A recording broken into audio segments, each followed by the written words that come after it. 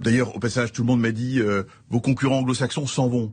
J'aimerais bien que les journalistes français, vérifient s'ils sont vraiment partis. Pourquoi ? Personne n'est parti. Personne n'est parti. Mes concurrents continuent à prendre le gaz russe parce qu'on a des contrats à long terme et qu'on ne sait pas arrêter les contrats à long terme, sauf si les gouvernements décident des sanctions qui fait que je peux exercer ce qu'on appelle la force majeure. Et là, je suis obligé d'arrêter les contrats. Si j'arrête le contrat de gaz russe, vous savez ce qui se passe ? Je paye des milliards immédiatement aux Russes. Donc, pour qu'on soit bien clair, voilà. Vous n'allez pas quitter complètement la Russie. Non, et je vais pas le faire, et je vais vous dire pourquoi. Parce qu'aujourd'hui, j'ai personne en Russie, contrairement à ce qui est dit. Je n'ai pas d'opération en Russie. Ce que j'ai en Russie, c'est qu'on a investi dans des usines pour presque 13 milliards de dollars. Et c'est pas un problème d'argent.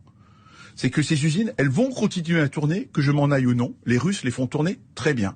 Et deuxièmement, me retirer, c'est donner ces 13 milliards à des Russes. Parce qu'aujourd'hui, pour zéro. Parce qu'aujourd'hui, personne ne veut acheter ces usines. Et donc, je vais enrichir les Russes, ceux contre lesquels on veut donner des sanctions. Donc vous voulez que moi, Total Energy, enfin il y a une contradiction incroyable, vous voulez que moi, j'abandonne des actifs en Russie pour enrichir les Russes qu'on en a mis sous sanctions. Voilà le débat. C'est un des autres paradoxes. Et celui-là, je m'y résoudrai pas. Je vais être très clair. Parce que ça, c'est de la démagogie. Et par ailleurs, encore une fois, aucun de mes concurrents, aujourd'hui, n'est parti de Russie et ne sait partir.